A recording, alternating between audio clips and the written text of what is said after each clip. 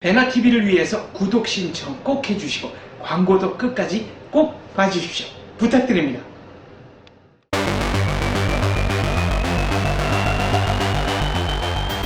자, 복고일 선생님과 늦은 밤 저녁 모임을 마치고 자리를 마련했습니다. 안녕하십니까? 안녕하세요. 네. 이번 총선 여나 야나 다 충격받은 분들이 많은 것 같은데 네. 어떻게 보셨습니까? 물론 저도 충격을 받았죠. 네.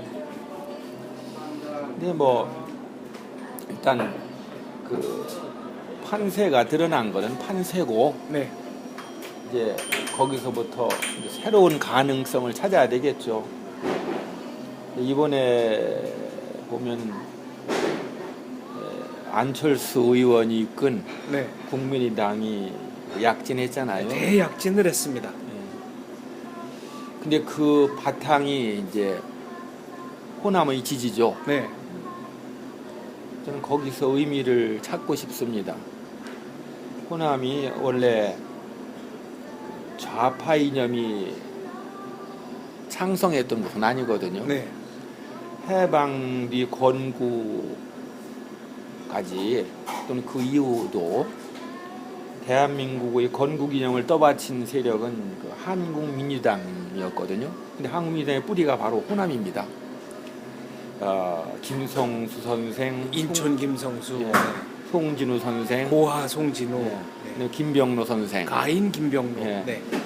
예, 이분들이 다 호남을 바탕을 둔 우익 지도자였거든요. 네. 그래서 원래 전라도 그 당이 우리나라를 두 번 지켜준 겁니다. 한 번은 임진왜란, 네. 한 번은 대한민국 초기 어려운 때. 근데 근자에 말하자면 그 어떤 주문이 걸렸어요. 그러니까 좌파 이념과 호남이 동일시되는 현상이 나왔는데 그렇게 긴 뿌리가 깊은 건 아닙니다.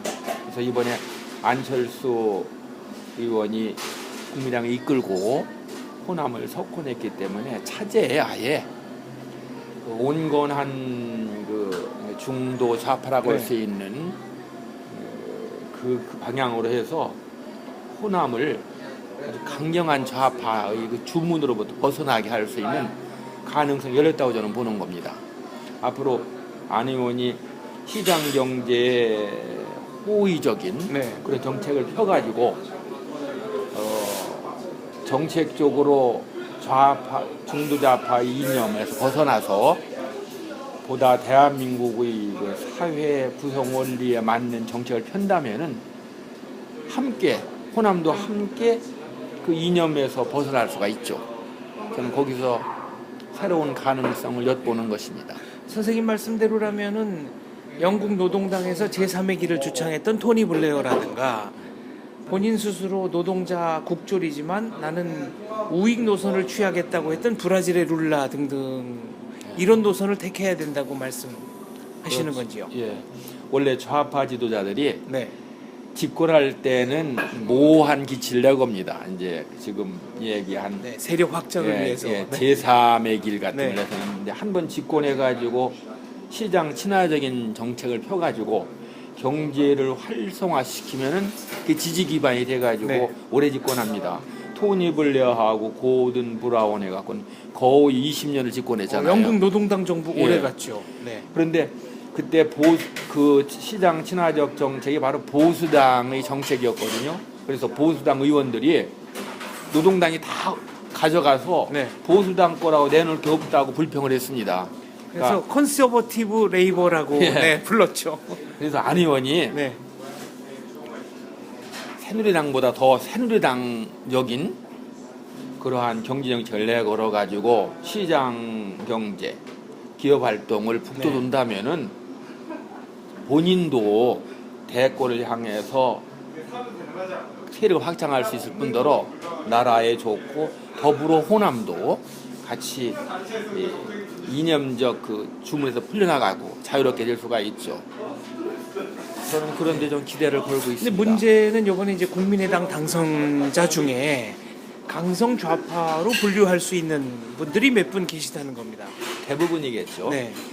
그런데 이제 그분들의 힘도 결국은 국민들에게서 나오는 거니까 안 의원이 그 사람들하고 이렇게 아웅다웅 하고 다툴 게 아니라 네. 아예 자기 힘의 원천인 시민들에게 호소해가지고 시민들 전폭적인 지지를 얻으면 그 사람들을 함께 이끌고서 네. 국민의당이 대한민국의 사회 구성 원리에 맞는 그러한 정책들을 펼 수 있도록 끌고 나갈 수 있다고 저는 봅니다. 안철수 대표가 이게 그 좋은 점은 배운다는 데 있어요. 네. 그래갖고 경험으로부터 배워가지고 거기에 맞춰 할 수 있는 거예요. 이번에도 이 김한길 의원 같은 분들이 다시 돌아가자고 했을 때 네. 자기는 황야를 갖다가 가겠다고 그 결의를 보였잖아요. 그 고비에서 흔들렸으면은 지금의 국민의당 없죠. 그러니까 그렇죠. 네. 한 번 경험을 했으니까 고비를 넘겼으니까 이번에도 그렇게 나가야 됩니다. 만일 못 나간다면 제 생각에는 역시 우리나라를 이끌 그 지도자는 못 된다는 결론을 내릴 수밖에 없는 거죠. 그러니까 국민의당이 향후 전국을 주도해 갈 수도 있다 이런 말씀이시네요. 그렇죠. 그러니까 오히려 꼬리가 낫죠. 몸통을 흔드는. 예. 네. 왜냐하면 지금 새누리당에서 그 시장 경제 원칙을 버렸습니다. 네. 자기들 정체성을 버린 거예요. 그러니까 박근혜 후보께서는 경제민주화를 내걸고 당선되셨잖아요. 네. 그리고 경제민주화가 사회주의 정책이거든요, 본질적으로. 근데 그걸 실제로 실행하시려고 했어요. 그러다가 아직도 공식적으로 처리 안 했습니다. 그러다 보니까 경제민주화라는 이 애매모호하고 사회주의적인 그 작동상의 정책들이 다 들어가지고 지금 경제를 갖다 혼란스럽게 했거든요. 그 다음에 원내대표였던 그 유승민 의원은 사회적 경제라는 말을 썼어요. 사회적 경제가 뭔지 몰라도 사회적이라는 말이 들어가는 건 새누리당과 안 맞거든요. 이번 선거에서는 김무성 대표는 울산에 가갖고 가장 강경한 노조원들 향해 갖고 노동개혁 반대할 테니까 표달라고 구걸했습니다. 그러니까 지금 이념에서 정말로 우파 이념, 시장경제에 맞는 이념의 자리가 비었어요. 그걸 갖다 무혈로 점령할 수가 있는 겁니다. 아, 그러니까 가장 큰 시장인 예. 우익 성향의 유권자들을 향한 시장, 정치적 시장이 비어 있기 때문에 예, 그걸 여기를 선점해야 한다. 그렇죠. 그거는 뭐 저항도 없어요. 네. 여기다 깃발 꽂으면 돼요. 그리고 정책이라는 가장 그 합리적이고 체계적이고 잘 그 연관된 그러한 정책은 시장 경제를 떠받드는 네. 우리 대한민국의 주류 경제학이 제공하고 있습니다. 그거 자기 가지면 돼요. 네.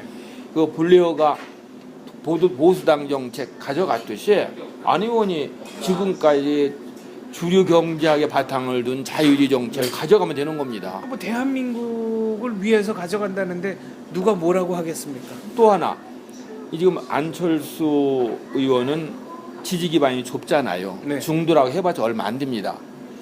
이번에 해봤자 그 의원들 수에 봐서 40 채 안 되잖아요. 네, 39명이죠. 너무 적어요. 네. 확장을 해야 될 거 아니에요. 그러면 왼쪽으로 이제 가면은 거긴 더불어민주당이 이미 자리 잡았죠. 또 더 왼쪽엔 정의당도 있고. 그렇죠. 네. 거기는 옛날에 통진당도 있고. 네. 그런데 이쪽으로 왼쪽으로 하는 한의가 있습니다. 왜냐하면 이것은 대한민국의 구성 원리를 어긋나는 길이기 때문에 네. 왼쪽으로 많이 가면은 초록 동생이 되는 겁니다. 반면에 오른쪽으로 오면은 좀 엄청난 그 공간이 생기거든요. 노맨즈 랜드. 네. 그렇죠. 임자 없는 땅이 예. 널려 있다는 말씀이시네요. 예, 그래가지고 이 대한민국을 대한민국의 원리에 맞는 네. 그러한 정책들은 비교가 안 되게 풍부하고 커요. 그러니까 그걸 잡을 수가 있죠. 그러니까 세력 확장이 이쪽은 사실 무한대입니다. 왼쪽으로는 거의 없어요. 네. 갈 곳은 뻔합니다. 그러면 지금 말씀하신 대로 의원들이 안 따라올 거 아니겠어요? 그 사람들을 이끄는 거는 협상하거나 뭐 설득이 되는 게 아닙니다. 국민들이 힘으로 안철수의 의원이 장기인 그 시민들의 힘을 얻어가지고 국민의당을 자기 당으로 만들어가 끌고 나가는 거죠. 그러면은 안철수 의원에게도 아주 리얼리스틱한 현실적 찬스가 올 수도 있다는 말씀이시네요. 제 생각엔 새누리당이 지금 보면 싸우다가 네. 다 한꺼번에 퇴장당할 셈아니에요. 네. 국민이 심판해갖고 당연히 안 되겠다고 다 몰아낸 거 아니에요. 그리고 우익 정체성도 새누리당은 예. 이번 선거에서 거의 보여주지 못했다는 말씀이시네요. 그렇죠.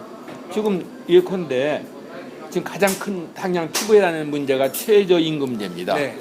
최저임금이 대개 6,000원대에서 9,000원 정도로 그러니까 새누리당이 올리기로 했어요. 네. 그러면 인건비가 50% 오르는 겁니다. 이런데 이런 그 자영업자들 네.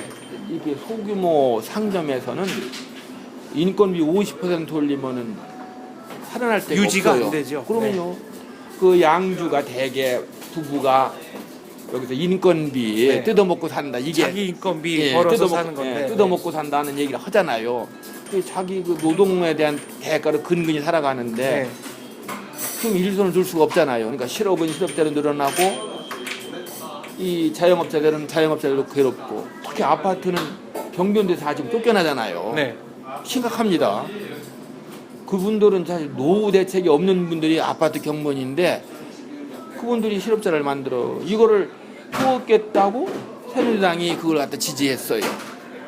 이런 상황에서 이제 안 대표와 안 의원이 참 현실적인 정책을 내걸고 네. 거기에 깃발을 꽂으면은 사람들 모입니다. 89년인가 90년에 나온 그 선생님의 첫 번째 사회평론집 현실과 지향에 보면 음소득세 얘기를 우리나라에서 최초로 거론하신 적이 있습니다. 예. 영어로 네거티브 인컴 텍스라는 말이 있는데 그 음소득 네거티브 텍스라는 거는 정부에서 가난한 사람들에게 주는 교부금 있잖아요. 네. 여러 가지 지원금 이것을 마이너스 세금으로 간주하는 겁니다. 어떤 개념입니까? 그러니까 우리가 세금을 내면 현금을 내는 거 아니에요. 네. 근데 교부금은 정부서 받는 거죠. 돈을 네. 주잖아요. 네.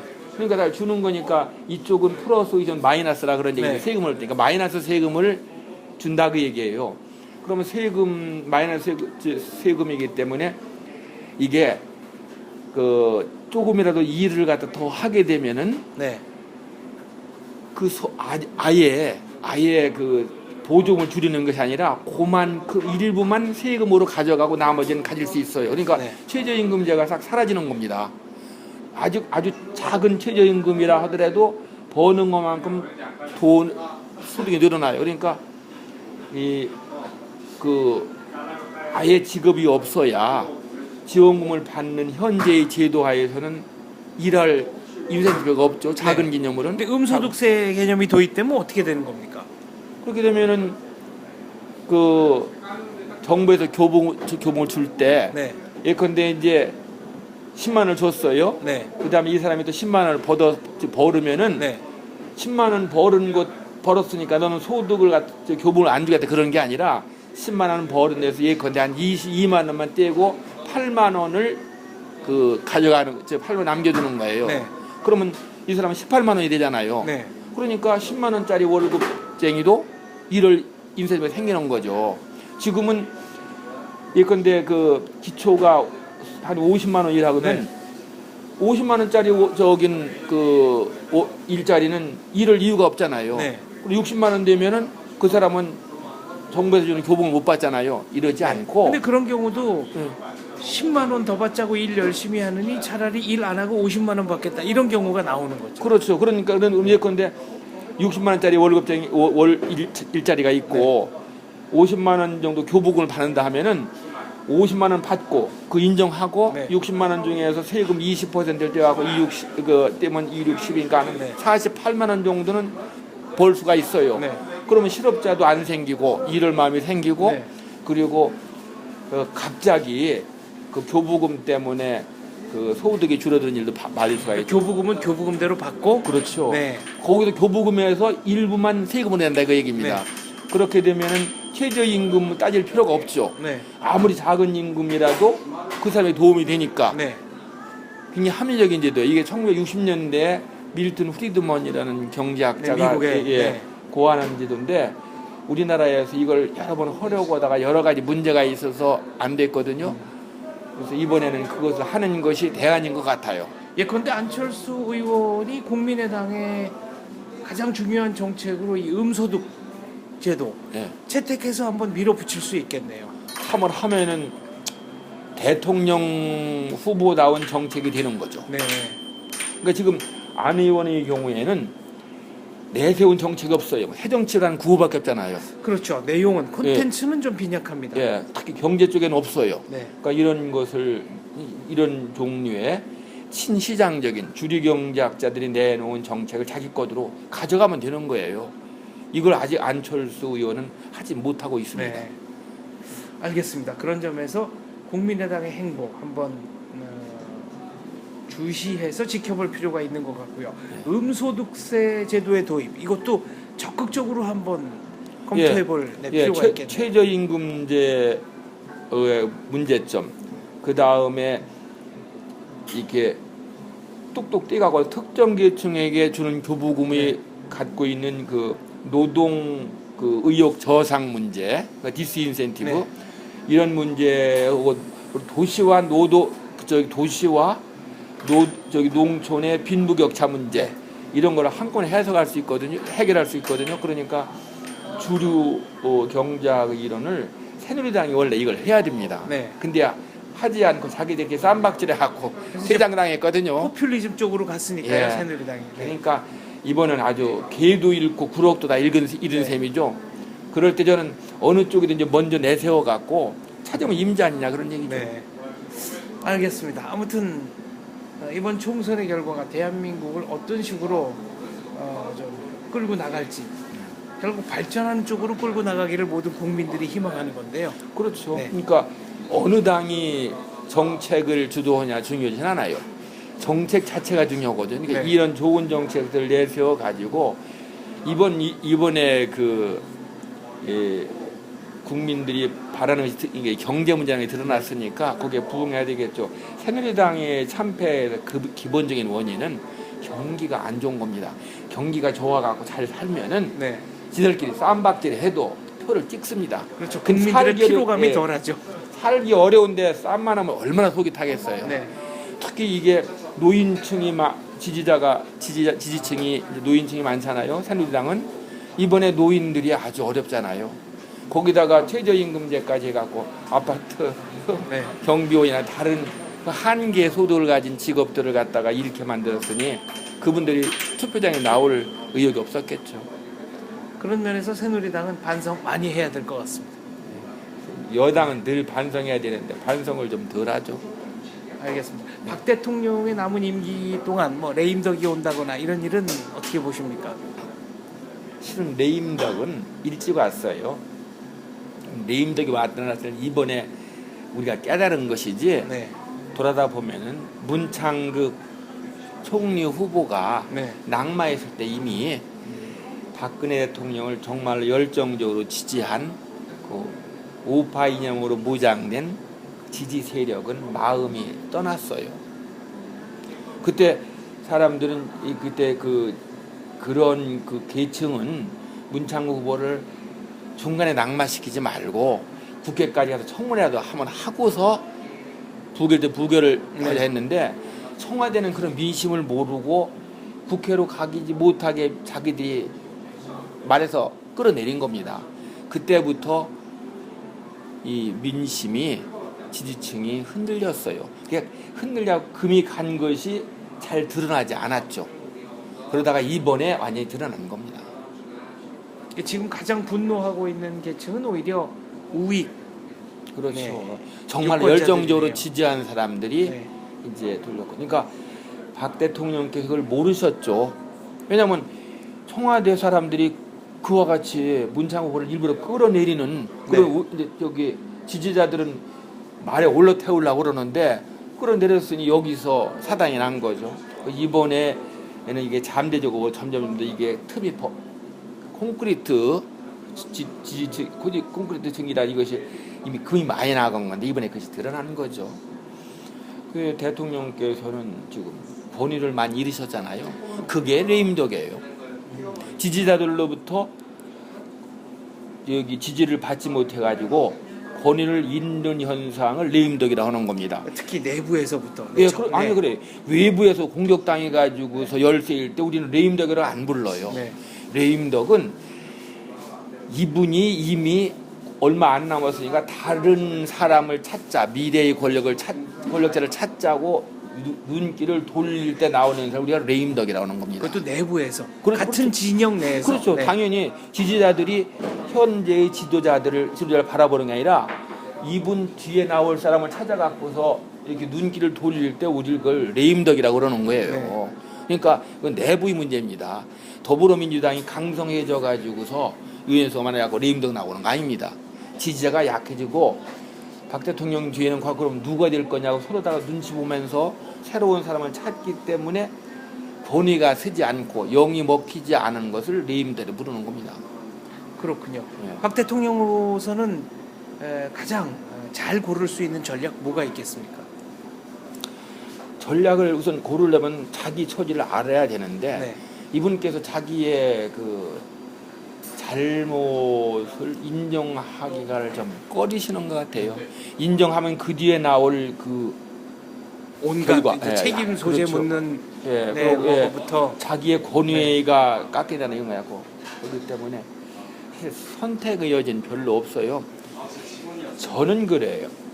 지금 새누리당이 그 안고 있는 문제는 박근혜 대통령이 후계자 승계 작업 계획을 막은 데에서 나온 거거든요. 네. 그러니까 기업에서 그 후계자 승계 계획이 있습니다. 석세션 플래닝이 있어요. 하물며 집권한 정당에서 다음 후계자를 그 이제 누군가 자연스럽게 형성되게 해야 되는데 박 대통령께서 그걸 막으셨어요. 그러니까 지금은 자신이 흔들릴 때 의지할 사람이 없는 거죠. 그러니까 이제는 저는 본인에게는 굉장히 괴롭겠지만 후계자를 빨리 찾아야 됩니다. 네. 그래가지고 그분에게 힘을 실어줘야 돼요. 이미 본인의 정치 생명은 끝났어요. 당내 네. 형제 대통령이 엄청난 권력을 쥐지만 그게 지지자들에게 도덕적 권위를 누리지 못할 때는 공허한 겁니다.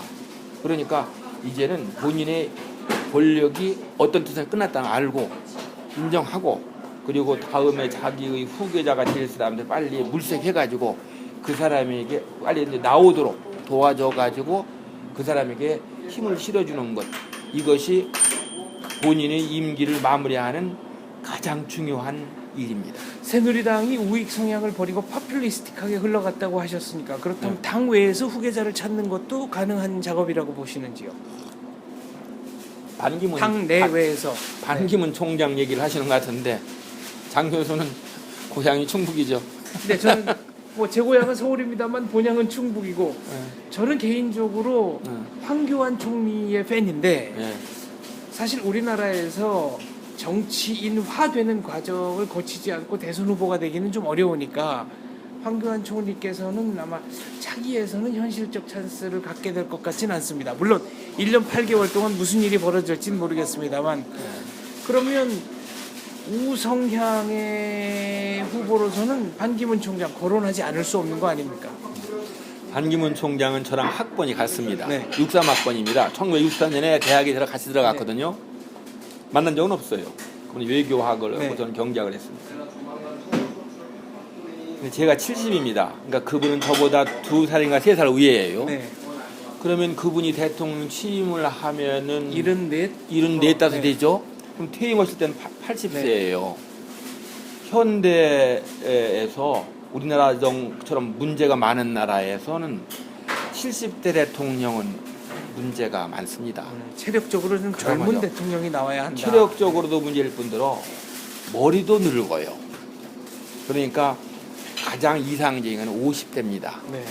경험도 쌓고 그리고 아직 경력이 남아있을 때 이 힘든 대통령직을 수행해야 돼요.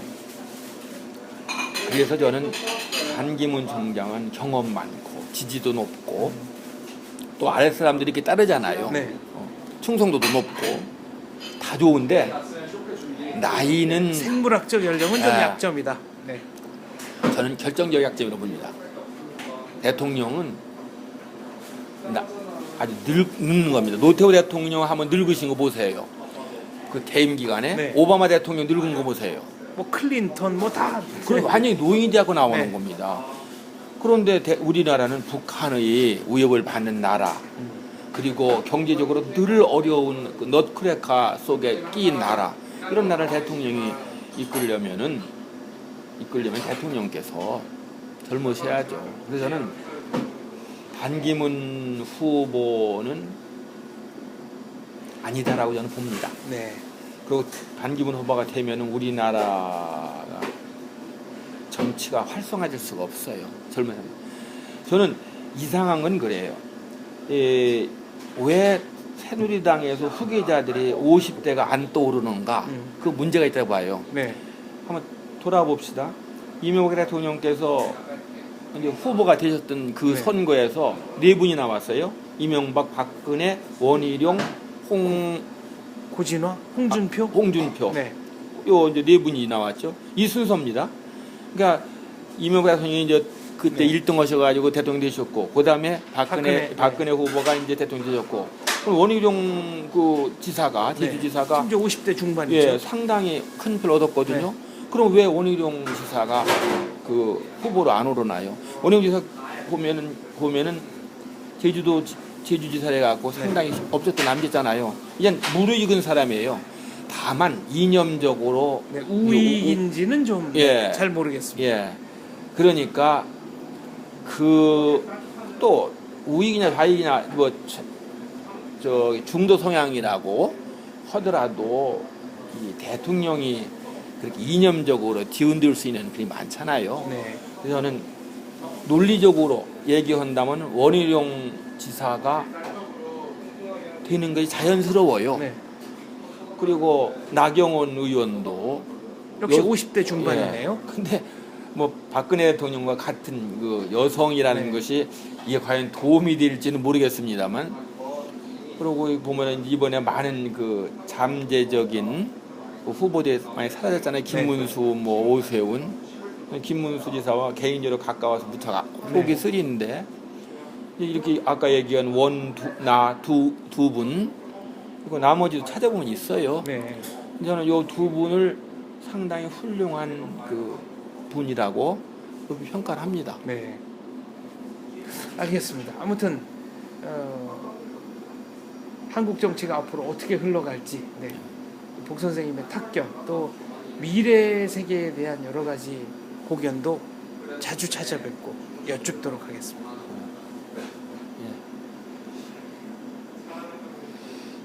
예, 그래서 지금 새누리당은 아주 지금 패닉 상태, 공황 상태인데 조금 지나고 나서 무슨 일을 하고, 네. 지금은 이제 그 잘못, 왜 이런 결과가 나왔는가 자기들의 잘못을 반성하고 좀 엎드려 있을 때예요. 태풍이 지나가야 될 거 아니에요. 네. 그러니까 충격파가 지나간 뒤에 해야 되고, 그리고 어떤 면은 다행스러운 면도 있어요. 이대로 그냥 또 나가고 한 160, 70석 얻었다면은 이 새누리당의 집안에 콘크리트가 금이 가갖고 네. 무너질 지경이었다는 걸 모를 수 있잖아요. 그러니까 전화위복, 세옹지 말아 삼고 너무 낙심하지 말고 정체성을 찾는 일을 먼저 해야 될 것 같아요. 시장 경제를 충실해가지고 기업 활동을 활발히 할 수 있도록 만들어주는 게 일인데 지금까지는 민중주의에 흘렀잖아요. 네. 그걸 반성해야 돼요. 역시, 첫 번째 그것을 반성해야 돼요. 역시 정체성이 뚜렷해야 표를 얻을 수 있습니다. 이번 그렇죠. 총선의 최대 교훈이라고 생각합니다. 그렇죠. 네. 말씀 감사합니다. 예, 수고하세요. 네.